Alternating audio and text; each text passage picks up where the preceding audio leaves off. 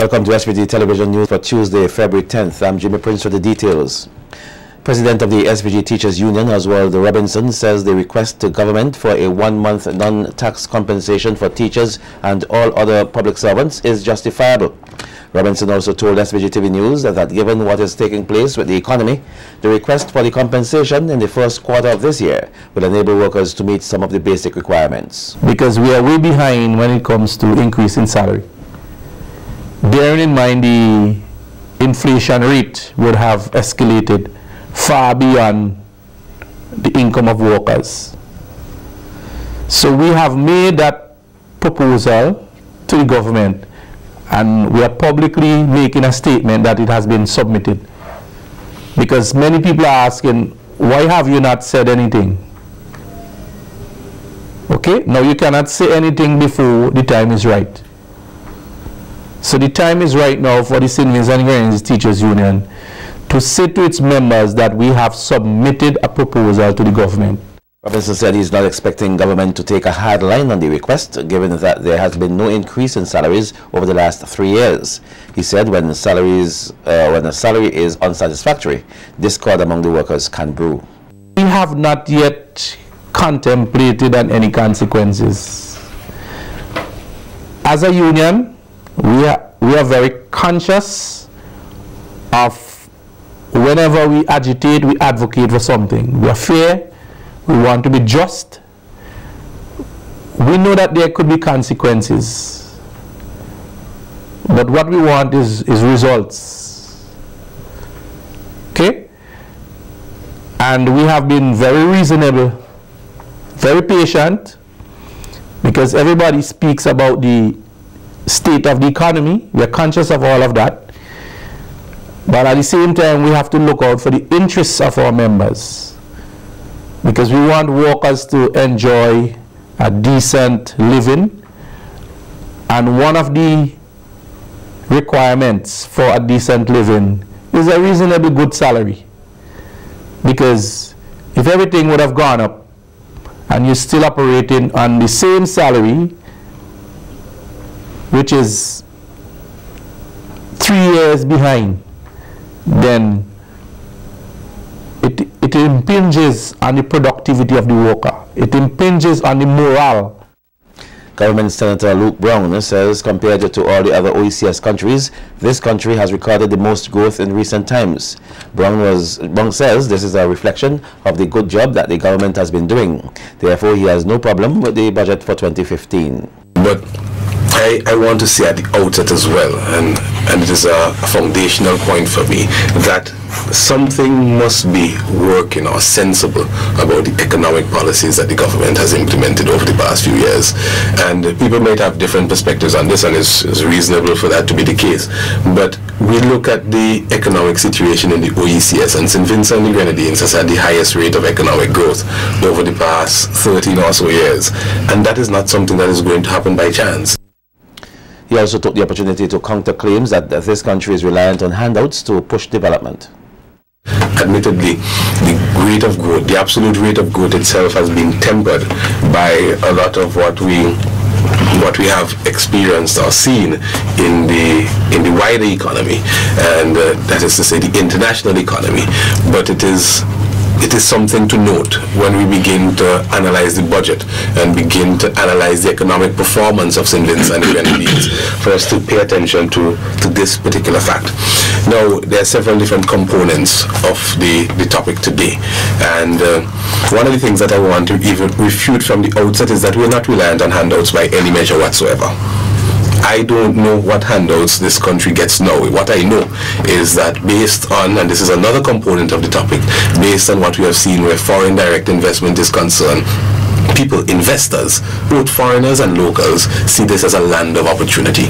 And just by way of introduction, I'll say that we're on the score of foreign direct investments, St. Vincent and Grenadines has had the highest amount of foreign direct investment as a percentage of the GDP in all of Latin America and the Caribbean for the past several years. Meanwhile, tourism consultant Vivian Brayton is of the view that the local tourism sector is not showing any signs of improvement.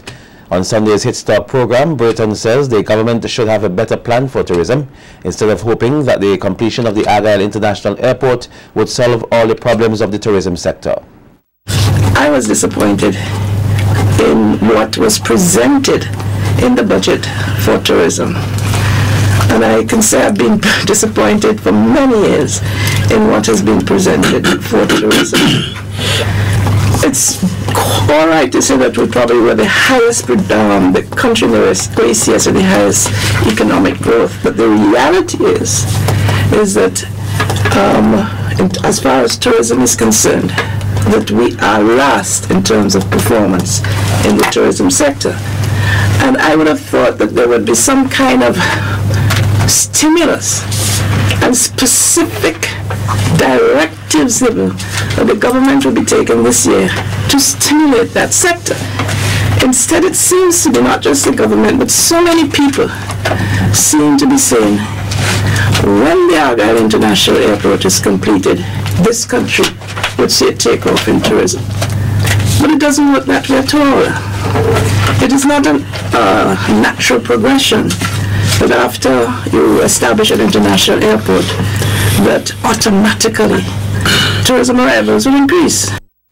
Ms. Britton, however, stated that the proper steps must be taken to better prepare the country for the international airport. Because tourism is not just about an international airport. As a matter of fact, when one looks at countries in the OACS that do not have international airports, that perform better than St. Vincent and the Grenadines last year and previous years too. So one has to look very carefully to determine what the problems are and to ensure that these are addressed and will be addressed in future budgets. In other news now, a one-week workshop looking at water quality needs assessment and capacity building for 2 marine areas got started here yesterday. The areas being looked at are the South Coast Marine Conservation Area and the Tobago Keys Marine Park.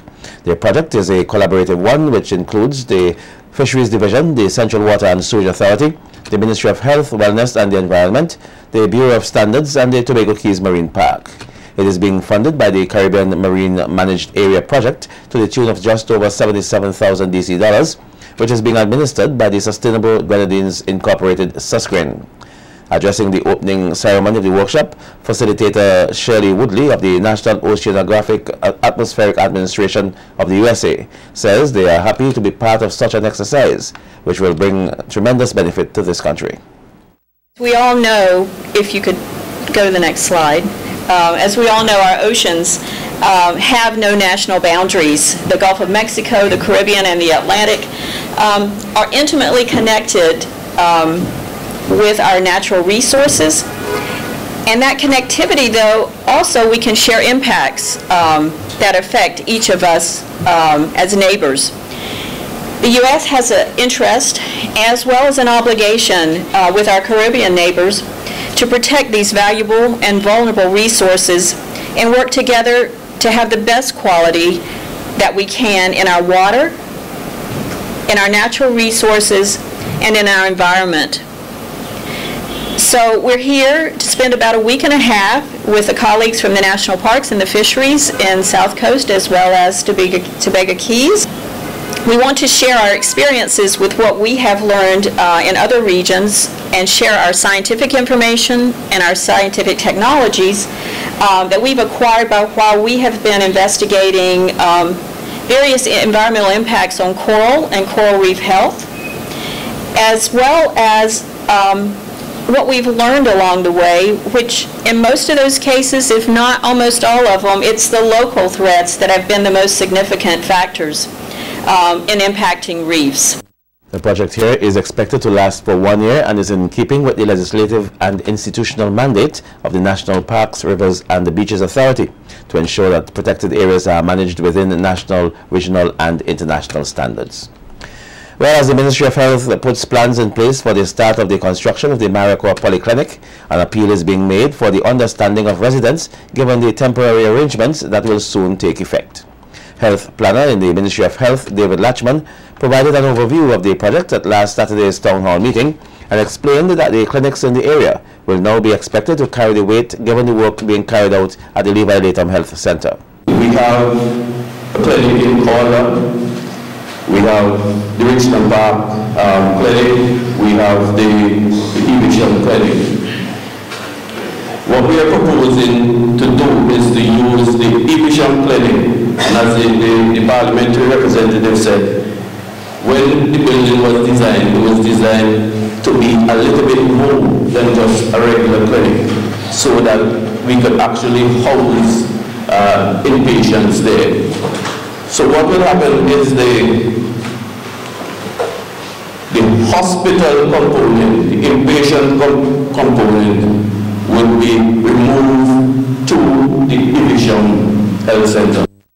Latchman further explained that they are now in the process of erecting a temporary clinic in the Mespo area to help service the medical needs of residents. The same situation as the minister was explaining here a while ago, persons from Mespo, to have to travel to one of these outside clinics called Richmond Park or Evesham just to get some basic health care. So what we are doing, we are building a temporary clinic downstairs of the magistrate court, right? The same court's building. So we are going to retrofit this building so that you will have clinic services provided in this building for you. A one-day workshop for secondary and tertiary level teachers will be held on Thursday to provide them with the tools to integrate the CSME into their lesson plans. The workshop is organized by the Regional Integration and Diaspora Unit in collaboration with the Ministry of Education. The workshop is one aspect of the Improving Information Flows project, also being implemented in Belize, Jamaica, Guyana, Dominica, and Grenada. It is being funded by the Canadian government through the CARICOM Secretariat. Some 30 teachers are expected to be in attendance. Thursday's workshop will take place at the Ministry of Foreign Affairs Conference Room with an opening ceremony from 8:15 a.m. The Girls High School seeking to encourage persons to be more responsible in using social media. More stories on local scene when we come back.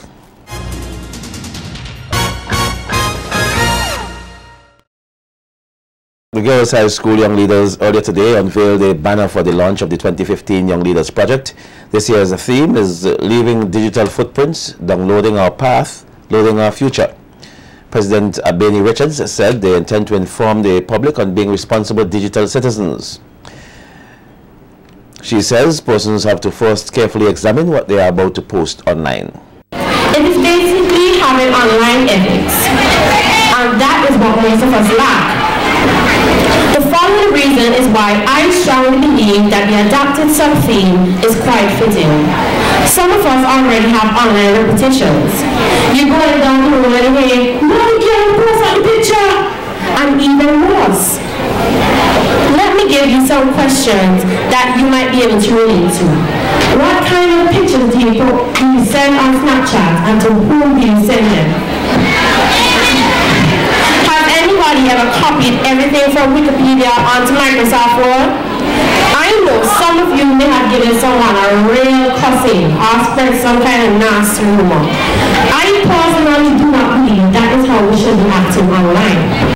Featured speaker at the launch of the GHS Young Leaders 2015 project, Felix Bowman, reminded the students that the United Nations declared broadband internet access as a human right. The internet is a place where we're not classified by race, creed, color, religion, or otherwise.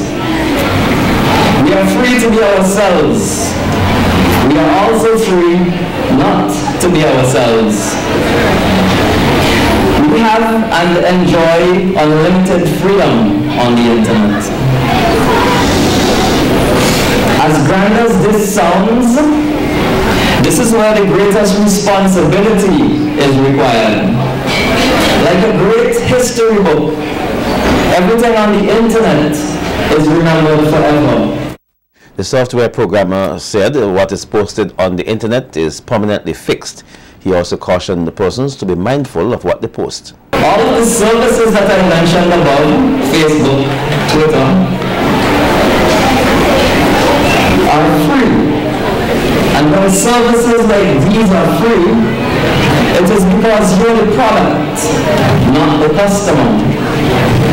The customers are the advertising companies that need to track your every move so as to deliver ads that are targeted to your browsing history. Social media has become an extension of our persons. And in being responsible digital citizens, we must be mindful of how we translate our thoughts into social media. We must be mindful because we share this beautiful digital landscape that is the internet with so many other people.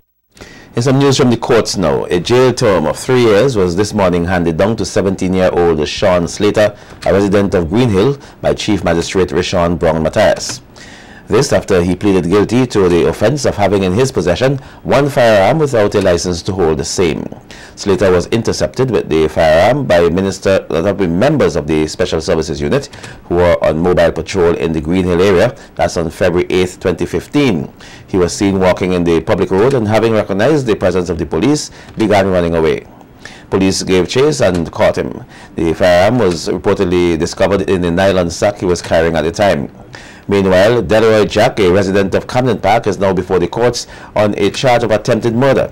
Jack is accused of inflicting a stab wound to the back of Shane Weeks at the Heritage Square on February 6th.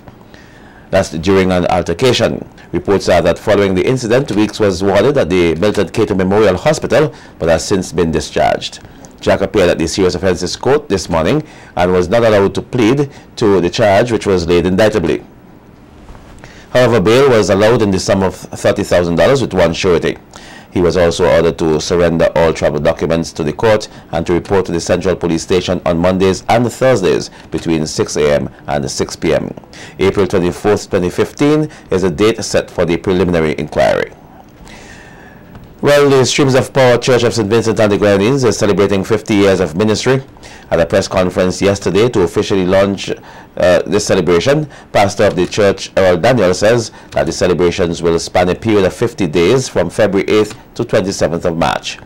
The Streams of Power Church was started in 1965 by a Dutch missionary, and Pastor Errol Daniel says that for the church to be celebrating such a milestone under his leadership is truly an extraordinary accomplishment. Of course, you're aware of Praise FM. All these things have come about since we have been at Streams of Power Church. So we're not thinking about just touching lives of local membership, but people throughout St. Vincent and the Grenadines of different denominations, not only St. Vincent and the Grenadines, in the Caribbean, and now the internet allows us to go worldwide. For this we're very, very grateful. We thank the Lord that He has kept us alive. We were in the prime of our youth when we came to Streams of Power Church. And whether we look older or we feel older, we're so very happy for the enablement of the Lord. The celebration activities include a prayer consecration in Sand Hill on the 13th and a fellowship in Beckway on the 22nd, which will lead up to a 3-night crusade in Sand Hill from the 24th to the 26th of February. The St. Vincent and the Grenadines Association of Music Professionals is finalizing plans for the hosting of its much-anticipated music awards next month. President of the association, Bumani Charles, says that the date chosen for the awards is significant as it is Heritage Month and also in keeping with the International Music Awards season. The inaugural AMP Awards was held in May last year and is a multi-genre event where persons in the music industry are recognized for their work. There will be 24 categories this year compared to 22 last year. Charles says they have added 2 new categories, which will include Best Vocal Collaboration and Best Vocal Collaboration by a Duo or Group. Charles made it clear that all nominees must be homegrown Vincentians or have very close ties to the country, and promoters and contributors to Vincentian music in 2014. We are hosting these AMP Awards again this year. Last year we, as I said, ended up having them in May, although our original plan was to host them in March, which is Heritage Month, which we think is fitting. We think that to honor music from the previous year. Going into May is a little late. Award season internationally tend to be January, February, March, and so we want to bring the awards back into alignment with international music season, award season standards. It's putting a little pressure on us now because of the time, but I think it's important that we try to do it in March as early as possible so that we're back on track for next year.